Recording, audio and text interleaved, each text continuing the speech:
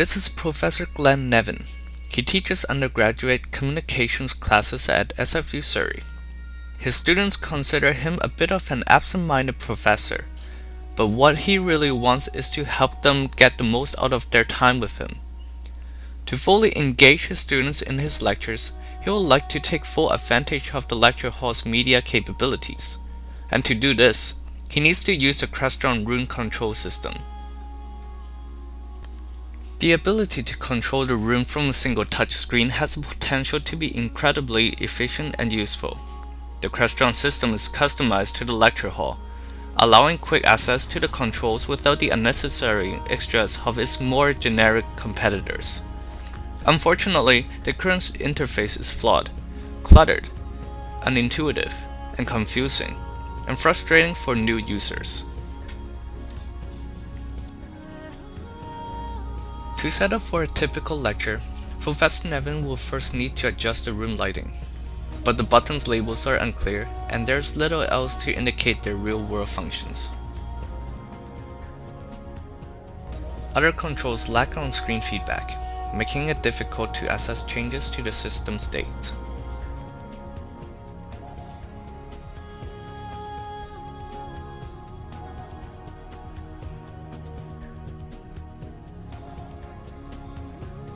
Professor Nevin would then have to close the drapes, lower the projector screen, and turn on the projector. He must also switch to the system source to the computer so he can display his lecture slides, find and recognize the controls to connect the correct microphone, and adjust the room's speaker volume.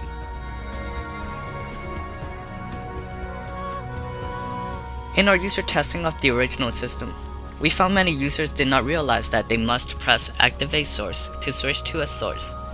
Many of our users also tried pressing buttons at random, finding it easier than trying to decipher the controls.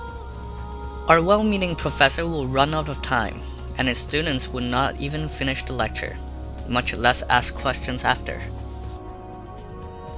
Now let's try that again with our redesigned interface.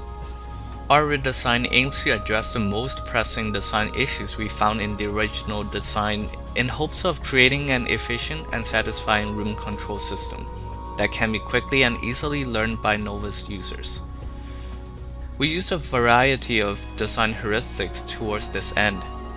To simplify the interface, we recognize the controls into source selection and other function controls, moving the latter to a side panel based on the metaphor of slide-out tabs. We also improved the mapping and on-screen feedback for individual controls, taking advantage of the touchscreen and graphics capabilities beyond just making virtual buttons, and made the labeling more recognizable by adding icons and even replacing the text.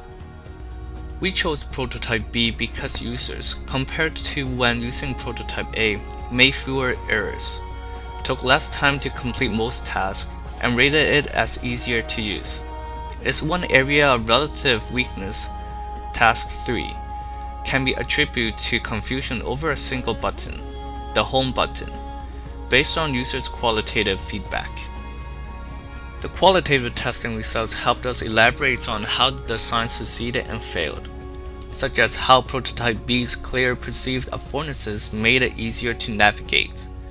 Prototype B was not an adulterated success, since it was not immediately intuitive to a new user, but with some slight revision to the buttons labels, after which we would like to test it with users who have used the original interface. We feel it has the potential to be.